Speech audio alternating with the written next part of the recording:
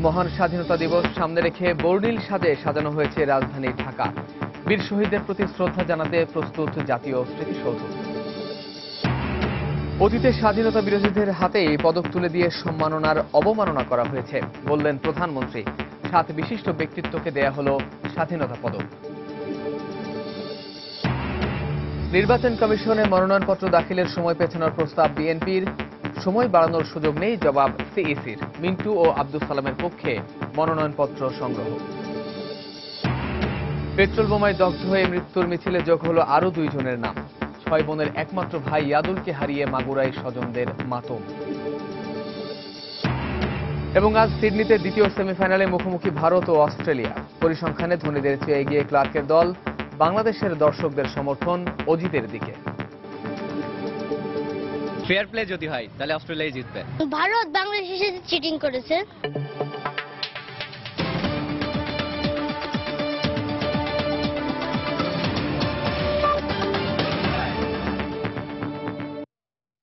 প্রবাসের সময় সঙ্গে আছি আমি কামরুজ্জামান মামুন। বাঙালি জাতির গৌরব আর অহংকারের মহান স্বাধীনতা দিবস আজ। জাতীয় এই দিবসে বীর শহীদদের শ্রদ্ধা জানানোর আনুষ্ঠানিকতার জন্য পুরোপুরি প্রস্তুত সাভারের জাতীয় স্মৃতিসৌধ। সৌন্দর্য বর্ধন সহ সব প্রস্তুতি শেষ হয়েছে এরই মধ্যে। স্মৃতিসৌধ প্রাঙ্গণে নিরাপত্তা নিশ্চিত করতে বৃহস্পতিবার সকাল পর্যন্ত বন্ধ করে দেয়া হয়েছে সাধারণ মানুষের প্রবেশ। 26 মার্চ মহান স্বাধীনতা দিবস 44তম বারের মতো উদযাপিত হবে বাংলাদেশের জাতীয় দিবস। অপেক্ষা আর কয়েক প্রহরের। হাজার বছরের পরাধীনতার শৃঙ্খল ভাঙতে যারা জীবন উৎসর্গ করতে কুণ্ঠাবোধ করেননি, এতটুকু ছিনিয়ে এনেছেন লাল সবুজের মানচিত্র, সেই সব শহীদদের সম্মান জানাবে পুরো জাতি। সারা দেশ মেতে উঠবে স্বাধীনতার উৎসবে। আর এর কেন্দ্রবিন্দু হবে সাভারের জাতীয় স্মৃতিসৌধ। এরই মধ্যে শেষ হয়েছে জাতীয় দিবসে জাতীয় বীরদের সম্মান জানানোর প্রস্তুতি। মহান স্বাধীনতা দিবস উপলক্ষে জাতীয় স্মৃতিসৌধের পরিষ্কার পরিচ্ছন্নতার কাজ সুষ্ঠুভাবে সুসম্পন্ন করা হয়েছে। গত 2 সপ্তাহ ধরে শতাধিক পরিচ্ছন্নতা কর্মী এই কাজের সাথে অক্লান্ত পরিশ্রম করেছে। স্মৃতিসৌধ থেকে গাবতলী ব্রিজ এ পর্যন্ত রাস্তার 2 পাশে উচ্চ ভবন, রাস্তা এবং এখানে সন্দেহজনক জায়গাগুলো আমরা নিরাপত্তা পরিকল্পনার আওতায় নিয়েছি। সূর্যোদয়ের সঙ্গে সঙ্গে শহীদ বেদিতে শ্রদ্ধার্ঘ্য অর্পণ করবেন রাষ্ট্রপতি মোহাম্মদ আব্দুল হামিদ এবং প্রধানমন্ত্রী শেখ হাসিনা। মন্ত্রিপরিষদের সদস্য, রাজনৈতিক নেতৃবৃন্দ, সামরিক বেসামরিক কর্মকর্তা, বিদেশি কূটনীতিক সহ শ্রদ্ধা জানাবেন সর্বস্তরের সাধারণ মানুষ। সুশৃঙ্খলভাবে সকল আয়োজন শেষ করতে তাই নিরাপত্তার চাদরে ঢাকা থাকবে পুরো এলাকা। শাহ আলী জয়, সময় সংবাদ। এদিকে মহান স্বাধীনতা দিবস উপলক্ষে রাজধানীকে সাজানো হয়েছে বর্ণিল সাজে। মহানগরীর গুরুত্বপূর্ণ বিভিন্ন সড়ক, স্থাপনা, অফিস, আদালতে করা হয়েছে আলোকসজ্জা। বিভিন্ন রঙের পতাকা দিয়ে সাজানো হয়েছে নগরীর গুরুত্বপূর্ণ সড়ক। ঢাকার অভিজাত হোটেলগুলো, ঢাকা বিশ্ববিদ্যালয়ের কার্জন হল, টিএসসি ও কলাভবনে করা হয়েছে নয়নাভিরাম আলোকসজ্জা। বিভিন্ন রঙের ও বর্ণের এসব আলোকসজ্জা উৎসবমুখর পরিবেশ সৃষ্টি করেছে। আর নগরীর আলোকসজ্জা দেখতে বুধবার সন্ধ্যার পর অনেকে ভিড় করেন এসব এলাকায়।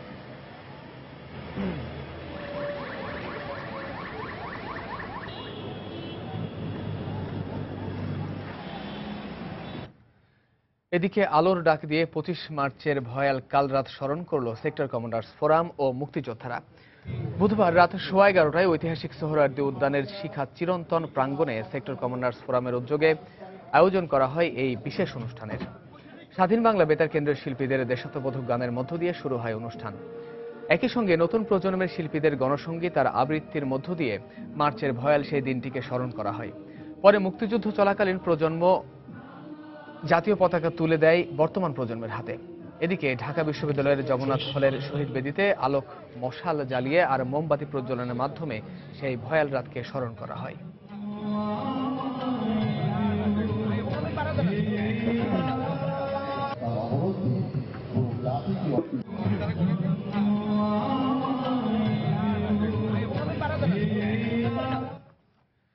এদিকে 25 মার্চের কাল রাতে পাক হানাদার বাহিনীর বর্বর হামলায় নিহত নিরস্ত্র মুক্তিকামী বাঙালিদের স্মরণে দেশের বিভিন্ন স্থানে মোমবাতি প্রজ্বলন সহ নানা আয়োজন করা হয়েছে।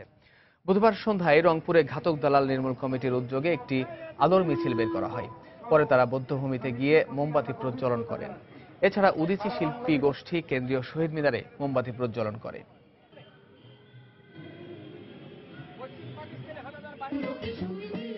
এদিকে ময়মনসিংহ শহরের কেন্দ্রীয় শহীদ মিনারে মোমবাতি প্রজ্বলন করা হয়। এতে অংশ নেন ধর্মমন্ত্রী অধ্যক্ষ মতিউর রহমান ও জেলা প্রশাসক সহ সর্বস্তরের মানুষ।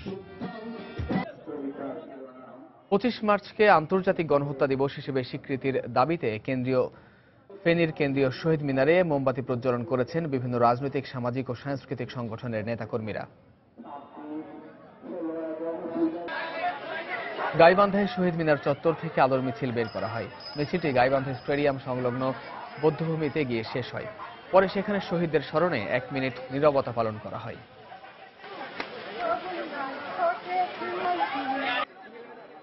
নরসিংদী সার্কিট হাউসে জেলা প্রশাসনের উদ্যোগে মোমবাতি প্রজ্বলন করা হয়। এতে অংশ নেন বিভিন্ন রাজনৈতিক, সামাজিক ও সাংস্কৃতিক নেতাকর্মী সহ বিভিন্ন স্কুল কলেজের শিক্ষার্থীরা।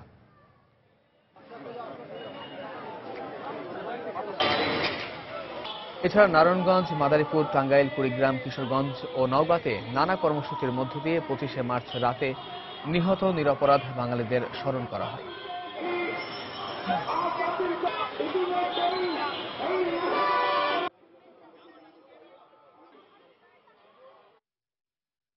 প্রধানমন্ত্রী শেখ হাসিনা বলেছেন, যারা স্বাধীনতায় বিশ্বাস করে না, অতীতে তাদের অনেককে স্বাধীনতা পদক দিয়ে জাতীয় সর্বোচ্চ পুরস্কারকে কলঙ্কিত করা হয়েছে। বুধবার সকালে রাজধানীর ওসমানী স্মৃতি মিলনায়তনে স্বাধীনতা পুরস্কার বিতরণ অনুষ্ঠানে প্রধানমন্ত্রী একথা বলেন। তিনি বলেন, ক্ষমতা ভোগ করা নয়, জনগণের প্রতি দায়িত্বশীল থেকে মুক্তিযুদ্ধের চেতনায় দেশের উন্নয়ন করাই আওয়ামী লীগ সরকারের লক্ষ্য। স্বাধীনতা ও মুক্তিযুদ্ধ, সাহিত্য, সংস্কৃতি, গবেষণা ও সাংবাদিকতায় বিশেষ অবদানের জন্য এবছর 7 জন বিশিষ্ট ব্যক্তিকে জাতীয় সর্বোচ্চ পুরস্কার স্বাধীনতা পদক দেয়া হলো। ওসমানী মিলনায়তনে প্রধানমন্ত্রী শেখ হাসিনা আনুষ্ঠানিকভাবে স্বাধীনতা পদক তুলে দেন। স্বাধীনতা ও মুক্তিযুদ্ধে গৌরবোজ্জ্বল ভূমিকার জন্য মরহুম কমান্ড্যান্ট মানিক চৌধুরী, শহীদ মামুন মাহমুদ, শাহ এএমএস কিবরিয়াকে এবছর স্বাধীনতা পদকে ভূষিত করা হয়। এছাড়া সাহিত্যে ডক্টর আনিসুজ্জামান, সংস্কৃতিতে নায়ক রাজ্জাক, গবেষণা ও প্রশিক্ষণে ডক্টর মোহাম্মদ হোসেন মণ্ডল এবং সাংবাদিকতায় বিশেষ অবদানের জন্য প্রয়াত সন্তোষ গুপ্তকে স্বাধীনতা পদক দেওয়া হয়েছে। পদকপ্রাপ্তদের পক্ষে অধ্যাপক আনিসুজ্জামান এক প্রতিক্রিয়ায় বলেন, প্রত্যেকের জীবনেই এটি শ্রেষ্ঠ সম্মান। যারা চলে গেছেন তারা সম্পূর্ণ গৌরব নিয়ে চলে গেছেন। আপনারা প্রার্থনা করবেন আমরা যারা আছি তারা যেন জীবনের বাকি দিনগুলো এই পুরস্কারের মর্যাদা রক্ষা করে চলতে পারি। প্রধানমন্ত্রী তার বক্তব্যে বলেন, অতীতে স্বাধীনতা বিরোধীদের এই পুরস্কার দিয়ে জাতীয় পুরস্কার কলঙ্কিত করা হয়েছে। এই পুরস্কার কোনো একটা সময় ছিল যখন এমন এমন লোকদের এই স্বাধীনতা পুরস্কার দেওয়া হয়েছিল যারা হয়তো বাংলাদেশের স্বাধীনতাই চায়নি, যারা বাংলাদেশের স্বাধীনতায় বিশ্বাসই করত না, বরং হানাদার বাহিনীর দোসর হিসেবেই এদেশের মুক্তিকামী মানুষের বিরুদ্ধে ষড়যন্ত্রে লিপ্ত ছিল। কিন্তু তাদেরকেও পুরস্কার দিয়ে এই পুরস্কারকে কলঙ্কিত করা হয়েছে। আওয়ামী লীগ সরকার দেশকে উন্নতির দিকে নিয়ে যাচ্ছে উল্লেখ করে প্রধানমন্ত্রী বলেন, কিছু দল ও মুষ্টিমেয় কিছু লোকের জন্য বাংলাদেশ হেয় হবে, এটা গ্রহণযোগ্য নয়। আমরা স্বাধীনতা এনেছি, আমরা চাই বাংলাদেশ মুক্তিযুদ্ধের চেতনায় গড়ে উঠবে, আমরা চাই বাংলাদেশ উন্নত সমৃদ্ধ হবে, বাংলাদেশ এগিয়ে যাবে, এটাই তো আমাদের লক্ষ্য। ধ্বংস নয়, আমরা উন্নতি চাই। আমরা জঙ্গিবাদী কর্মতৎপরতা চাই না, আমরা শান্তি চাই। বাংলাদেশের মানুষ শান্তি চায়, একটা বাংলাদেশ হবে বিশ্বের শান্তিপূর্ণ একটি দেশ। জঙ্গিবাদী কর্মকাণ্ডের মাধ্যমে একটি মহল দেশের অগ্রযাত্রা ব্যাহত করছে উল্লেখ করে শেখ হাসিনা উন্নয়নের অগ্রযাত্রা অব্যাহত রাখতে সবার সহযোগিতাও চান। আবুল কালাম আজাদ, সময় সংবাদ, ঢাকা। যে স্বপ্ন নিয়ে মুক্তিযুদ্ধ হয়েছিল দীর্ঘ 2.5 দশকেও তা বাস্তবে রূপ নেয়নি বলে মন্তব্য করে বিএনপি চেয়ারপারসন বেগম খালেদা জিয়া বলেছেন, দুঃশাসনের কারণে ভোটাধিকার সহ প্রায় সব সাংবিধানিক ও মৌলিক অধিকার হারিয়েছে দেশবাসী। মহান স্বাধীনতা দিবস উপলক্ষে দেয়া এক বাণীতে তিনি একথা বলেন। বুধবার রাতে বিএনপি চেয়ারপারসনের প্রেস সচিব মারুফ কামাল খান স্বাক্ষরিত ওই বাণীতে বেগম জিয়া আরও বলেন, সংকট নিরসনে সমঝোতার বদলে জবরদস্তির মাধ্যমে অপশাসনকে আরও দীর্ঘায়িত করার চেষ্টা চালাচ্ছে সরকার। তাই সার্বিক মুক্তির লক্ষ্যে আন্দোলন অব্যাহত রয়েছে। বাণীতে বীর শহীদদের অবদানের বিষয়টি কৃতজ্ঞ চিত্তে স্মরণ করেন বেগম খালেদা জিয়া। এবার মহান স্বাধীনতা দিবস নিয়ে সময়ের বিশেষ রিপোর্ট। ২৬ মার্চ গৌরবদীপ্ত মহান স্বাধীনতার দিন। আজ বহু বছরের পরাধীনতার গ্লানি আর শেকল ভাঙার এই দিনটি বাঙালির জাতীয় জীবনে গভীর তাৎপর্যপূর্ণ। ১৯৭১-এ ২৬শে মার্চ এই জনপদে কোটি কোটি বাঙালির হৃদয়ে মুক্তি আকাঙ্ক্ষার যে সশস্ত্র প্রদীপ জ্বলে উঠেছিল, বিজয়ের মধ্য দিয়ে তারই রক্তস্নাত পূর্ণতা ছিল ১৬ ডিসেম্বরে। কিন্তু সাম্য, মানবিক মর্যাদা আর সামাজিক সুবিচারের আশায় যে জনযুদ্ধে বাঙালি প্রাণ দিয়েছিল অকাতরে, সেই লক্ষ্য কি আজও পূরণ হয়েছে? ইতিহাসবিদ ও গবেষকরা বলছেন, লাল সবুজের একটি পতাকা, মানচিত্রে সীমানা খচিত একটি ভূখণ্ড আর একটি জাতীয় সঙ্গীত আমরা পেয়েছি ঠিকই, কিন্তু জনমানুষের যে মুক্তি তা এখনো অধরাই রয়ে গেছে। বিস্তারিত আতিকুর রহমান তমালের প্রতিবেদনে। সময়টা তখন শৃঙ্খল ভাঙার, ২৩ বছরের বঞ্চনার বিরুদ্ধে স্বাধিকারের দাবিতে উত্তাল বাংলা। অগ্নিঝরা সেই মার্চে মুক্তিপাগল বাঙালিকে জাতির জনক বঙ্গবন্ধু শেখ মুজিবুর রহমান শোনান মুক্তির মন্ত্র। যখন দিয়েছি, রক্ত আরো দেব, এই দেশের মানুষকে মুক্ত করে ছাড়বো ইনশাআল্লাহ। এরপর থেকেই বাংলার নিয়ন্ত্রণ চলে আসে বঙ্গবন্ধুর হাতে। দিশেহারা পাকিস্তানি সামরিক জান্তারা আলোচনার নামে করতে থাকে কালক্ষেপণ। কিছু বুঝে ওঠার আগেই ২৫শে মার্চ রাতে ব্যারাক থেকে বেরিয়ে আসে ইয়াহিয়ার হিংস্র সাপদের দল।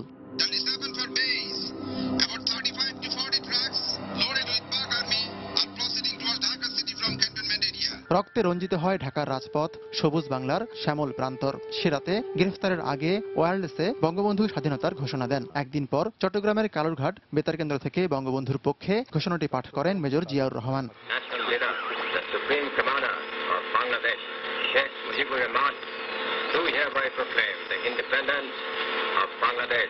শুরু হয় মুক্তির যুদ্ধ। দেশের আনাচে কানাচে, শহরে বন্দরে বাংলার সাধারণ জনগণের এ ছিল অসাধারণ প্রতিরোধ। ১৬ ডিসেম্বর বিজয়ের মধ্য দিয়ে শেষ হয় জীবন মরণ সংগ্রামের শেষ অধ্যায়। ইতিহাসবিদরা বলছেন, বাঙালির ইতিহাসে ২৬শে মার্চ অনন্য, কিন্তু দেশ স্বাধীনের এত বছর পরও জনমানুষের মুক্তি এখনো আসেনি। স্বাধীনতার সংগ্রাম শেষ হয়েছে রাষ্ট্রীয় সত্তা অর্জনের মধ্য দিয়ে, কিন্তু মুক্তির সংগ্রাম আজও চলমান। ওটা ছিল সমষ্টিগত মুক্তির, সমষ্টিগত মুক্তি এখনো আসেনি। এখন যেটা হয়েছে সেটা হচ্ছে যে কিছু মানুষ মুক্ত হয়েছে আর পুঁজিবাদী ব্যবস্থাটা মুক্তি পেয়ে গেছে। তাদের মতে আমাদের রাজনীতি এখনো ঘুরপাক খায় বিভেদের রাজনীতির কাছে। এই জন্য যেটা দরকার ছিল সেটা হলো যে একটা গণতান্ত্রিক রাষ্ট্র ও সমাজের প্রতিষ্ঠা। কিন্তু আমরা দেখেছি যে এই যে আমাদের ৪৪ বছরের ইতিহাসে আমরা কিন্তু সেই রাষ্ট্রটা প্রতিষ্ঠা করতে পারিনি। বঙ্গবন্ধু এবং জিয়াউর রহমানের জীবদ্দশায় এই বিতর্ক আমি শুনিনি। এদের দুজনের লোকান্তরণের পর এই বিতর্ক শুরু হলো এবং দুপক্ষ থেকে শুরু হলো কে কাকে কতটুকু ছোট করতে পারে। আর এ কারণে এখনো মুক্তিযুদ্ধের সর্বজন গ্রাহ্য সঠিক ইতিহাস, মুক্তিযোদ্ধার সংখ্যা কিংবা স্বাধীনতার ঘোষক নিয়ে বিতর্ক চলতেই থাকে। ১৯৭১ সালে এমনই এক বসন্তের ঝলমলে দিন শেষে নেমে আসে গণহত্যার রাত।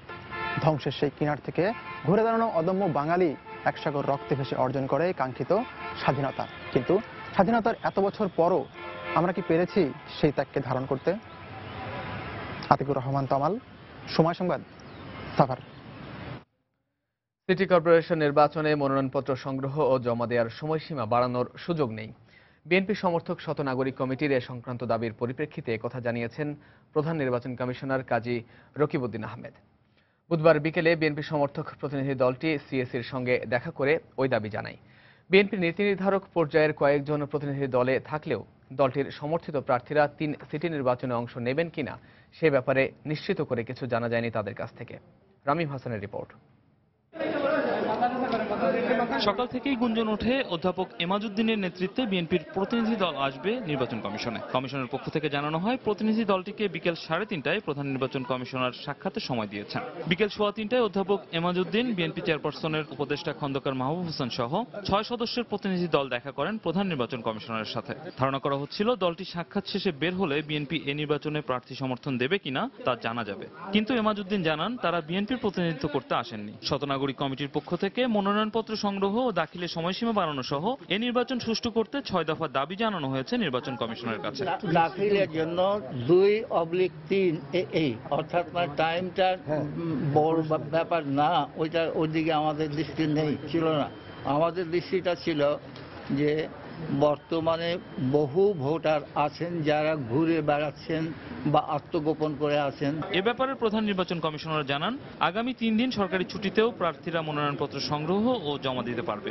সময় বাড়ানোর প্রয়োজন নেই বলে তিনি মনে করেন। আমি এক্সপ্লেন করেছি যে যদিও এর মধ্যে ছুটি রয়েছে, আজ বলছিলেন যে আজকের থেকে ছুটি হয়ে যাবে, আমরা বলেছি আমাদের অফিস কিন্তু শুক্র শনিবার খোলা থাকছে এবং ব্যাংক, আমরা বাংলাদেশ ব্যাংকে লিখেছি, ব্যাংক অলরেডি ইনস্ট্রাকশন দিয়ে দিয়েছে শুক্র শনিবারে ব্যাংকও খোলা থাকবে।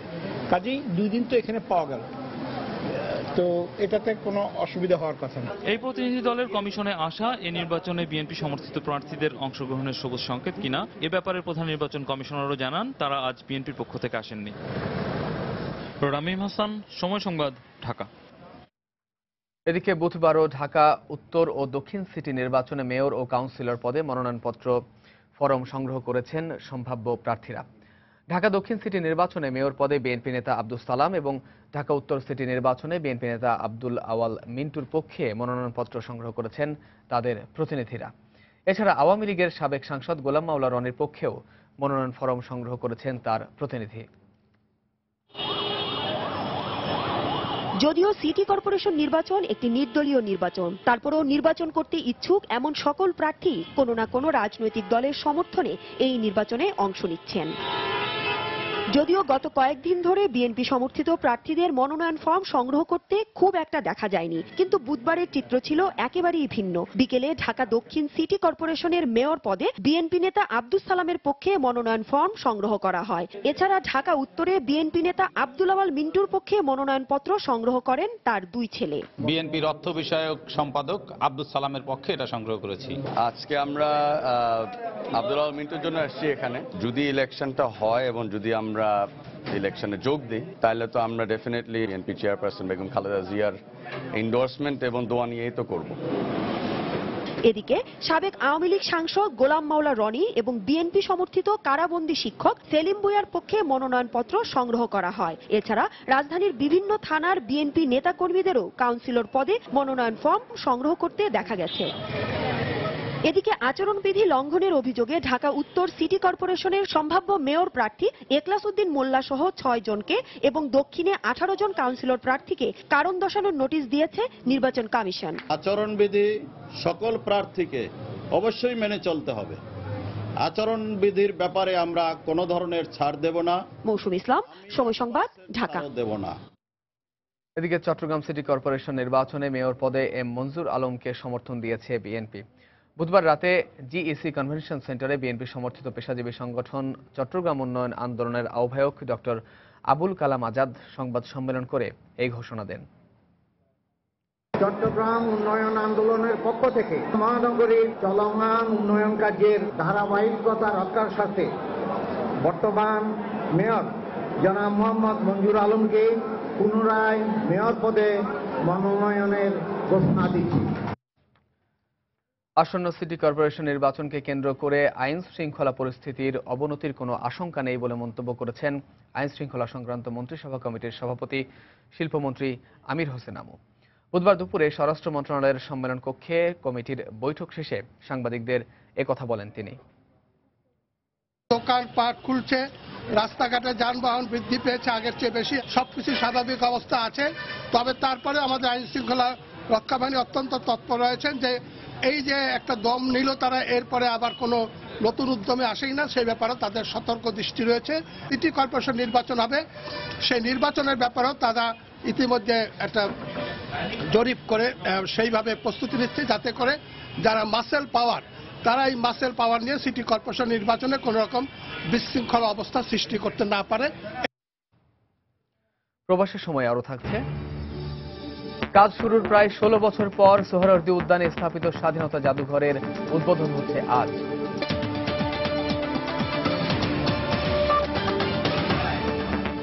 বিশ্বকাপ ক্রিকেটের খবর।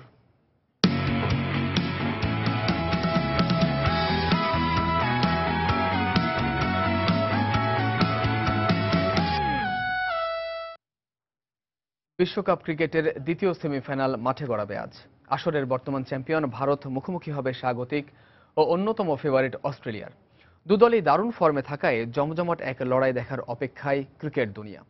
সিডনিতে ম্যাচটি শুরু হবে বাংলাদেশ সময় সকাল 9:30টায়। গ্রুপ পর্যায়ের সব ম্যাচ জিতে নকআউট পর্ব নিশ্চিত করে ভারত। তবে কোয়ার্টার ফাইনালে বাংলাদেশের বিপক্ষে ভারতের জয় ছিল প্রশ্নবিদ্ধ। যদিও সেসব পেছনে ফেলে সিডনিতে ইতিহাস রচনা করতে চায় ডিফেন্ডিং চ্যাম্পিয়নরা। আর সিডনির উইকেট স্পিন সহায়ক হওয়ায় অশ্বিন ও জাদেজাকে নিয়েই একাদশ সাজাতে পারে টিম ইন্ডিয়া।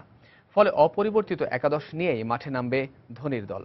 অন্যদিকে আসরে একমাত্র নিউজিল্যান্ডের কাছেই হারের স্বাদ পেয়েছে অস্ট্রেলিয়া, কিন্তু সব বিভাগে দারুণ ফর্মে আছে মাইকেল ক্লার্কের দল। এছাড়া খেলাটা সিডনিতে হওয়ায় কিছুটা হলেও স্বস্তিতে থাকবে স্বাগতিকরা, কেননা ঐতিহাসিক এই মাঠে ভারতের বিপক্ষে গেল ৩৫ বছরে কেবল একটি ওয়ানডেতেই হেরেছে অজিরা। আর এ পর্যন্ত 6 বার সেমিফাইনালে খেলে প্রতিবারই জয় পাওয়ার রেকর্ডও বাড়তি আত্মবিশ্বাস যোগাবে অস্ট্রেলিয়াকে। আর উইকেট দেখে শেষ মুহূর্তে একাদশে পরিবর্তন আসতে পারে স্বাগতিকদের। মাগুরার মঘির ঢালে ট্রাকে পেট্রোল বোমা হামলায় দগ্ধ শ্রমিক ইয়াদুলকেও বাঁচানো গেল না। ঘটনার 5 দিন পর বুধবার সকাল 9:30টায় ঢাকা মেডিকেলের আইসিইউতে চিকিৎসাধীন অবস্থায় মারা যান তিনি। 6 বোনের এক ভাই ইয়াদুলকে হারিয়ে দিশেহারা পরিবার। উপার্জনের নেই কেউ। এদিকে হামলার সঙ্গে জড়িত কাউকে এখনো গ্রেফতার করতে পারেনি পুলিশ। তারা বলছে জড়িতদের আইনের আওতায় আনার চেষ্টা চলছে। শরীফুল ইসলামের রিপোর্টে বিস্তারিত। পরিবারের 7 ভাই বোনের মধ্যে একমাত্র ছেলে ইয়াদুল। বাবা আগেই মারা যাওয়ায় সংসারের হাল ধরে থাকা একমাত্র অবলম্বনকে হারিয়ে শোকে হতবিহ্বল বৃদ্ধা মা আর বোনেরা। আর স্বামীকে হারিয়ে পাগল প্রায় তার স্ত্রী। স্বজনরা জানান, বেঁচে থাকার তাগিদে হরতাল অবরোধের সংখ্যা মাথায় নিয়েই পথে নেমেছিলেন ট্রাক হেল্পার ইয়াদুল, কিন্তু দুর্বৃত্তদের ছোড়া পেট্রোল বোমায় কেড়ে নিল তাদের সব স্বপ্ন। আমার ঘর দরজা কিছু নেই, ওই যে আমার কালি পিঠে পড়ে রয়েছে, আমার কালি পিঠে পড়ে রয়েছে, আমার মনে গেলে আমি সাবত বাড়ি পথে পথে বেড়াচ্ছি। কালি গাড়ি আসতেছে আর অমনি বোম মারিছে আর আধা ঘন্টা পরে আমার ভাই পুড়িছে কালি রে। কত কথা কলে কি তোমরা ফিরাই দিবে?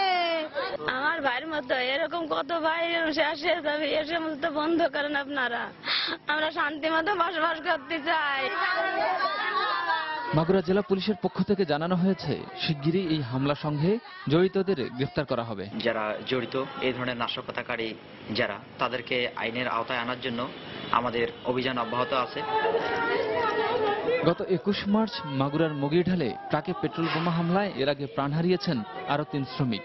এছাড়া দগ্ধ আরো 4 শ্রমিক মৃত্যুর সঙ্গে পাঞ্জা লড়ছেন ঢাকা মেডিকেল কলেজ হাসপাতালে। 90% পুড়ে যাওয়ায় ইয়াদুল মারা গেছেন বলে জানিয়েছেন চিকিৎসক। ইনহেলেশন বার্ন ছিল, এই বার্নটা 90% মানে তার সিভিয়ার বার্ন। এটা এই রোগী আসলে এমনি নর্মালি স্পটে অনেক সময় মারা যায়, তবু আমাদের এখানে আসা তাড়াতাড়ি তারা আসছে এবং আমাদের ট্রিটমেন্টের অগ্রগতির কারণে আসলে আমরা কিছুদিন সে বেঁচে ছিল। বাকি যারা আছে তারা সবাই আশঙ্কাজনক অবস্থা থাকে। সংসারের উপার্জনক্ষম মানুষটিকে হারিয়ে অন্ধকারে নামা পরিবারটি সরকারের কাছে চাইছেন আর্থিক সহ সার্বিক সহায়তা। শরীফুল ইসলাম, সময় সংবাদ, ঢাকা। এদিকে 18 মার্চ চাঁদপুরে পেট্রোল বোমায় দগ্ধ ট্রাক হেল্পার খোরশেদ বুধবার দুপুরে ঢাকা মেডিকেলে মারা গেছেন। নাশকতাকারীরা ঢাকা চট্টগ্রাম মহাসড়ক ছেড়ে এখন ফেনী নোয়াখালী আঞ্চলিক মহাসড়কের দাগনভূঞা এলাকার সড়কগুলোতে টার্গেট করছে। চলমান অবরোধ ও হরতালে গত 2.5 মাসে এ পথে পেট্রোল বোমা হামলায় নিহত ট্রাক চালক মুক্তিযোদ্ধা ইউসুফ সহ দগ্ধ হয়েছেন কমপক্ষে 20 জন। এ পথের যাত্রীরা বলছেন, নিরাপত্তা ব্যবস্থা পর্যাপ্ত না হওয়ায় এ ধরনের ঘটনাগুলো বারবার ঘটছে। অন্যদিকে পুলিশ বলছে, নিরাপত্তা শিগগিরই আরও জোরদার করা হবে। জুলহাস তালুকদারের ক্যামেরায় বখতিয়ার মুন্নার রিপোর্ট। ফেনী, নোয়াখালী ও লক্ষ্মীপুর এই 3 জেলার 65 কিলোমিটার দৈর্ঘ্যের আঞ্চলিক মহাসড়কে প্রতিদিন যানবাহন চলাচলের সংখ্যা 5000-এরও বেশি। আর এসব যানবাহনের নিরাপত্তায় ফেনীর দাগনভূঞার 18 কিলোমিটার অংশে পুলিশের টহল দল রয়েছে 4টি। অন্যদিকে ঢাকা চট্টগ্রাম মহাসড়কের ফেনী অংশে 27 কিলোমিটার পথে বিজিবি, র্যাব ও পুলিশের টহল দলের সংখ্যা 20টিরও বেশি। এই মহাসড়কে আইনশৃঙ্খলা বাহিনীর তৎপরতায় নাশকতা অনেকটা নিয়ন্ত্রণে থাকলেও বাড়ছে ফেনী নোয়াখালী মহাসড়কে। এই মহাসড়কে বাস, ট্রাক সহ ছোট বড় যানবাহনের ওপর প্রায় চলছে ককটেল, পেট্রোল বোমা হামলা, অগ্নিসংযোগ ও ভাঙচুরের ঘটনা। সে সাথে এই পথের যাত্রীদের বাড়ছে আতঙ্ক। জীবনের তাগিদে আমরা এখন রিস্ক নিয়ে চলাফেরা করতেছি রাস্তাঘাটে। গাড়ি কি অ্যাম্বুলেন্স ওরা কিছু দেখতেছে না, যখন তখন পেট্রোল বোমা মারতেছে। ঢাকা চট্টগ্রাম রোডে আন্দোলন বা হামলা করার সুযোগ পাইছে না, গ্রাম রোডে করতেছে। যে জায়গাতে প্রশাসন নাই ও জায়গাতে নাশকতাকারীরা সুযোগ পাইতেছে, গাড়ির উপর আক্রমণ করতেছে। আগে তো পুলিশ বিজিবি আমরা ঘন ঘন দেখতাম, কিন্তু এখন 2-3 ঘন্টা পরে পুলিশের গাড়ি একটাও দেখা যায় না। এদিকে দাগনমিয়া থানার পরিদর্শক জানালেন, ফেনী নোয়াখালী আঞ্চলিক মহাসড়কের নিরাপত্তা ব্যবস্থা আরো জোরদার করা হচ্ছে। হঠাৎ করে নাশকতা বেশ কয়েকটি ঘটনা ঘটে গেছে, সেই ক্ষেত্রে আমি মনে করি টহল আরো বৃদ্ধি করার প্রয়োজন আছে এবং এই বিষয়ে মাননীয় পুলিশ সুপার মহোদয় সার্বক্ষণিক তদারকি করছেন এবং উনি আরো টহলের ব্যবস্থা নিচ্ছেন। পুলিশের হিসেব মতে গত 2.5 মাসে নাশকতার ঘটনায় দাগনমিয়া থানায় বিএনপি ও জামায়াতের 242 জন নেতাকর্মীর বিরুদ্ধে মামলা হয়েছে 60টি। এদের মধ্যে 23 মার্চ পর্যন্ত এজাহারভুক্ত আসামি 44 জন সহ গ্রেফতার হয়েছে 73 জন। বখতিয়ার মুন্না, সময় সংবাদ, ফেনী। মহান স্বাধীনতা দিবসে সোহরাওয়ার্দী উদ্যানের স্বাধীনতা স্তম্ভের মাটির নিচে স্থাপিত স্বাধীনতা জাদুঘর সর্বসাধারণের জন্য উন্মুক্ত করে দেয়া হচ্ছে আজ। বুধবার বিকেলে সংস্কৃতি মন্ত্রী আসাদুজ্জামান নূর সংবাদ সম্মেলনে একথা জানান। নতুন প্রজন্মের কাছে স্বাধীনতার চেতনা পৌঁছে দিতে এ জাদুঘর গুরুত্বপূর্ণ ভূমিকা রাখবে বলে মনে করছেন সংশ্লিষ্টরা। ফাহমিদা শম্পার প্রতিবেদন। মাটির নিচে বর্ণিল আলোকসজ্জার মাঝে জ্বলজ্বল করছে স্বাধীনতার গৌরবোজ্জ্বল বিজয়ের ইতিহাস। কাজ শুরুর প্রায় 16 বছর পর 26শে মার্চ সর্বসাধারণের জন্য উন্মুক্ত হচ্ছে স্বাধীনতা জাদুঘর। নতুন প্রজন্মের কাছে স্বাধীনতার চেতনা পৌঁছে দিতে এ জাদুঘরে থাকছে মুক্তিযুদ্ধ আর গণহত্যার ইতিহাস, থাকছে নান্দনিক সাউন্ড আর লাইট শো। মুক্তিযুদ্ধ বিষয়ক প্রামাণ্যচিত্র প্রদর্শনের জন্য জাদুঘরের পাশেই রয়েছে অডিটোরিয়াম। উপরে হলো উল্লাস এবং নিচে হলো ইতিহাস। তো আপনি উল্লাসের জায়গাটাতে হচ্ছে স্তম্ভের যে ইয়েটা, সেটা হচ্ছে আলো দিয়ে তৈরি করা, এবং আপনি যখন নিচে আসছেন, নিচে আসলে এটা ইতিহাস, সেই ইতিহাসের পুরো বর্ণনাটা আপনি এখানে পাবেন। এবং এটা বিভিন্নভাবে আমরা ছবির মাধ্যমে ক্রোনোলজিক্যালি এই ইতিহাসটাকে বর্ণনা করার চেষ্টা করেছি। জাদুঘর ঘুরে দেখার সময় ঐতিহাসিক সোহরাওয়ার্দী উদ্যানকে ঘিরে একটি সাংস্কৃতিক বলয় তৈরির পরিকল্পনার কথা জানালেন সংস্কৃতি মন্ত্রী। আমরা চাই যে এখানে বাংলাদেশের মানুষ আসুক, স্বাধীনতার স্তম্ভ দেখুক, জাদুঘরে আসুক, পুরো মাঠের যে সোহরাওয়ার্দী উদ্যান যে সেখানকার অনুভূতির সঙ্গে তাদের অনুভব মিশে যাক। নিরাপত্তা, এর নান্দনিক সৌন্দর্য বৃদ্ধি, সেগুলো আমরা ইতিমধ্যে পরিকল্পনা গ্রহণ করছি এবং সেগুলো আগামীতে বাস্তবায়িত হবে। এর আগে মন্ত্রী শিখা চিরন্তনের সামনে খোলা চত্বরে মুক্তিযুদ্ধ ও গণহত্যা নিয়ে আয়োজিত প্রদর্শনীর উদ্বোধন করেন। ফাহমিদা শম্পা, সময় সংবাদ, ঢাকা। লিবিয়ায় ইসলামী জঙ্গি সংগঠন আইএস এর কাছ থেকে 2 বাংলাদেশির মুক্তির খবরে স্বস্তি ফিরেছে পরিবারে। পাশাপাশি তাদের দ্রুত বাংলাদেশে ফিরিয়ে আনারও দাবি জানান স্বজনরা। গত মঙ্গলবার মোবাইল ফোনে নোয়াখালীর আনোয়ার হোসেনের মুক্তির খবর জানতে পারে তার আত্মীয়রা। বর্তমানে তিনি লিবিয়ার একটি হাসপাতালে চিকিৎসাধীন রয়েছেন বলেও জানান তারা। 2010 সালে চাকরি নিয়ে প্রথম লিবিয়া যান বেগমগঞ্জ উপজেলার কাদিরপুর ইউনিয়নের গয়েসপুর গ্রামের বাসিন্দা আনোয়ার হোসেন। গত 6 মার্চ আনোয়ার হোসেন অপহৃত হন বলে খবর পায় তার পরিবার।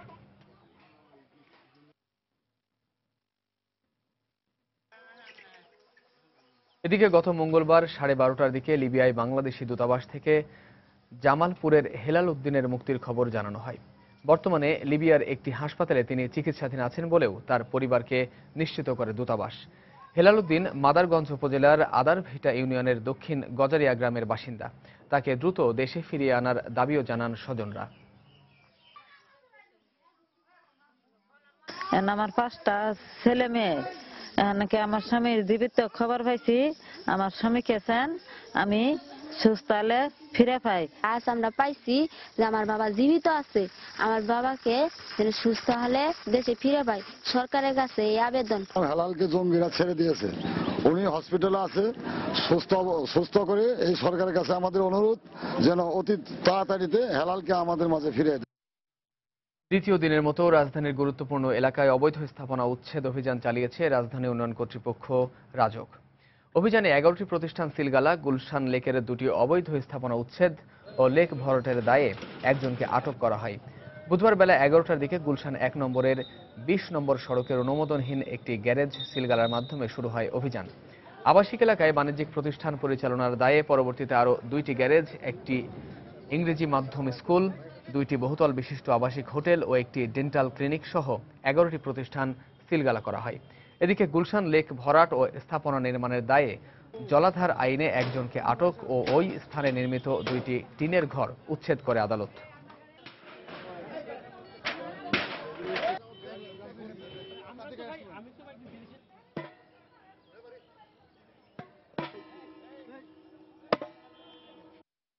গুলশান বনানী যে সব এলাকায় আবাসিক এলাকায় কিন্তু সেখানে অবৈধভাবে বাণিজ্যিক ভিত্তিতে বিভিন্ন রকম প্রতিষ্ঠান গড়ে তুলেছে, আবাসিক পরিবেশ নষ্ট করছে। তাদের প্রতি মামলা আদালত পরিচালনা করে প্রায় 11টার মতো আপনার প্রতিষ্ঠান সিলগালা করা হয়েছে। গুলশান নিকেতনের মাঝে মাঝে লেকটা ভরাট করে অবৈধভাবে ঘরবাড়ি করা হচ্ছে। তারপর আমরা এখানে এসে দেখি যে রাতারাতি মাটি ভরাট করে এখানে লেক ভর্তি করা হয়েছে।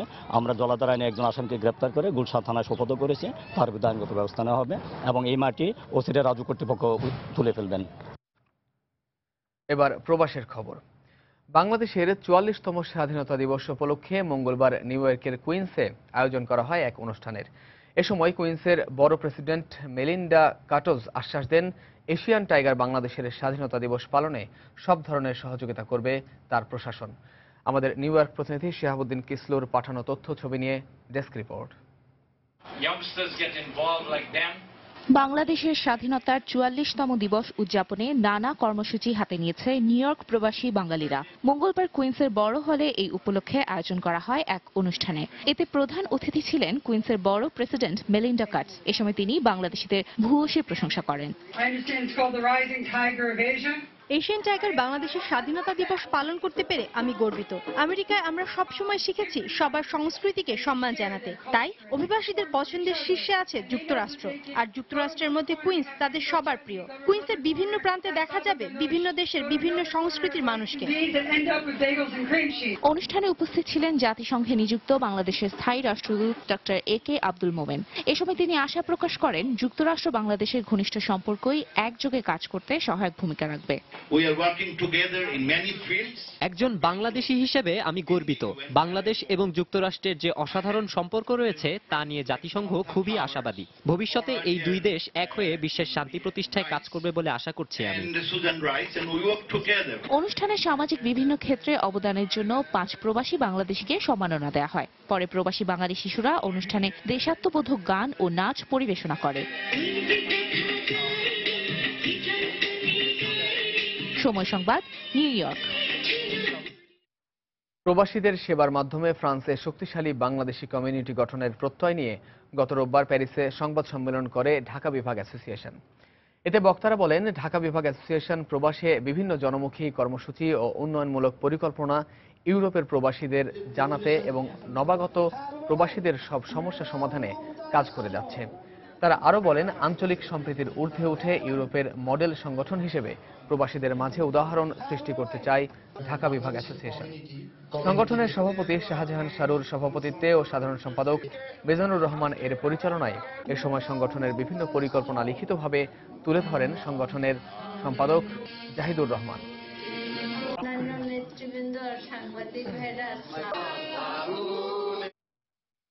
বাংলাদেশে অবিলম্বে গণতন্ত্র পুনরুদ্ধার ও বিএনপি চেয়ারপারসন বেগম খালেদা জিয়ার রাজনৈতিক কার্যক্রমে বাধা প্রত্যাহার সহ রাজনৈতিক হত্যা নির্যাতন বন্ধের দাবিতে কর্মী সভা করেছে ইস্ট লন্ডন যুবদল। সোমবার পূর্ব লন্ডনের জাগোনারি সেন্টারে আয়োজিত সভায় সভাপতিত্ব করেন যুক্তরাজ্য যুবদলের আহ্বায়ক কমিটির সদস্য রাজীব আহমেদ। কমিটির সদস্য জামিল আহমেদ ও জিয়াউল ইসলাম জিয়ার পরিচালনায় এতে প্রধান অতিথি হিসেবে বক্তব্য রাখেন যুক্তরাজ্য যুবদলের আহ্বায়ক কমিটির সিনিয়র সদস্য দেলোয়ার হোসেন দীপু।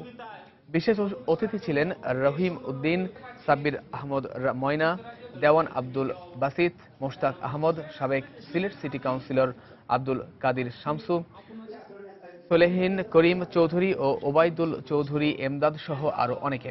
কর্মী সমাবেশে যুবদল নেতা কর্মীরা বর্তমান সরকারকে অবৈধ উল্লেখ করে বিভিন্ন স্লোগান দেন। সভায় বক্তারা যুবদলের সব কেন্দ্রীয় ও স্থানীয় নেতাকর্মীদের মুক্তির দাবি জানান। দেশের বাইরের খবর। জার্মানির বিধ্বস্ত বিমানের ফ্লাইট রেকর্ডার উদ্ধার করা হয়েছে বলে ফরাসি স্বরাষ্ট্রমন্ত্রীর বরাত দিয়ে জানিয়েছে সংবাদ মাধ্যম। সেই রেকর্ডার থেকে জরুরি কিছু তথ্য উদ্ধারের কথাও জানান তদন্তকারীরা। তবে বৈরী আবহাওয়ার কারণে আলপস পর্বতমালায় বিমানের যাত্রীদের মরদেহ ও ধ্বংসাবশেষ উদ্ধার অভিযান ব্যাহত হচ্ছে। ফ্রান্সের এয়ার ট্রাফিক কন্ট্রোল জানায় বিধ্বস্ত হওয়ার আগে বিমানটি থেকে কোনো ধরনের বিপদ সংকেত পাঠানো হয়নি। এ সময় আবহাওয়া স্বাভাবিক ছিল বলেও জানায় তারা। ফ্রান্স ও স্পেনের সরকারি তথ্য অনুযায়ী বিমানটির 150 জন আরোহীর মধ্যে 67 জন জার্মান, 45 জন স্পানিয়ার্ড ছিলেন। এদিকে বিমান দুর্ঘটনার খবর শুনে বার্সেলোনা ও ডুসেলডর্ফ বিমানবন্দরে জড়ো হচ্ছেন আরোহীদের আত্মীয় স্বজনেরা। মর্মান্তিক এ ঘটনার পর পুরো ইউরোপ জুড়ে নেমে এসেছে শোকের ছায়া। মঙ্গলবার 144 যাত্রী ও 6 ক্রু সহ স্পেনের বার্সেলোনা থেকে জার্মানির ডুসেলডর্ফে ফেরার পথে ফ্রান্সের আলপস পর্বতমালায় বিধ্বস্ত হয় জার্মানির এয়ারলাইন্স জার্মান উইংসের ফ্লাইট 4U9525।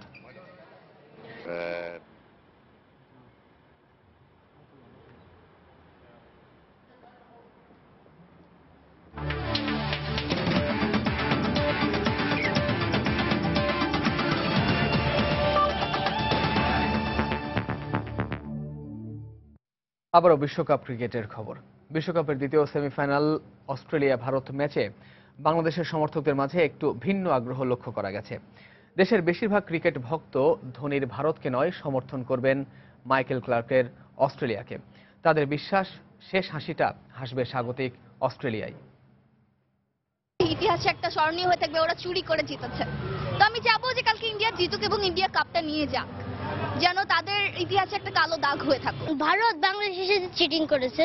আমি মনে করছি যদি ফেয়ার প্লে যদি হয় তাহলে অস্ট্রেলিয়াই জিতবে। স্বাগতিক হিসেবে অস্ট্রেলিয়া আমার মনে হচ্ছে দুর্দান্ত ফেভারিট, কারণ আমরা কালকে একটা ম্যাক্সওয়েল শো দেখার অপেক্ষা করছি। বাংলাদেশ আর ইন্ডিয়ার খেলা হলো, তারপর থেকে ওকে অফকোর্স ওই দলকে সাপোর্ট করব না। আমি ইন্ডিয়াকে সাপোর্ট করছি না, কজ কিছুদিন আগে আমরা ইন্ডিয়ার সাথে একটা ম্যাচ খেলেছি, ম্যাচে যাই হোক রেজাল্ট আমাদের পক্ষে আসেনি। ওরা আমাদের সাথে যেরকম একটা বাজে বিহেভ করছে, তো অবশ্যই আমরা ইন্ডিয়াকে না বলবো, সেজন্য অস্ট্রেলিয়া আমাদের ফেভারিট। দর্শক, এই পর্যায়ে শীর্ষ সংবাদগুলো জানিয়ে দিচ্ছি আরেকবার। মহান স্বাধীনতা দিবস সামনে রেখে বর্ণিল সাজে সাজানো হয়েছে রাজধানী ঢাকা। বীর শহীদদের প্রতি শ্রদ্ধা জানাতে প্রস্তুত জাতীয় স্মৃতিসৌধ। অতীতে স্বাধীনতা বিরোধীদের হাতেই পদক তুলে দিয়ে সম্মাননার অবমাননা করা হয়েছে বললেন প্রধানমন্ত্রী। 7 বিশিষ্ট ব্যক্তিত্বকে দেয়া হলো স্বাধীনতা পদক। নির্বাচন কমিশনে মনোনয়নপত্র দাখিলের সময় পেছানোর প্রস্তাব বিএনপির, সময় বাড়ানোর সুযোগ নেই জবাবে সিইসি। মিন্টু ও আব্দুল সালামের পক্ষে মনোনয়নপত্র সংগ্রহ। পেট্রোল বোমায় দগ্ধ হয়ে মৃত্যুর মিছিলে যোগ হলো আরও 2 জনের নাম।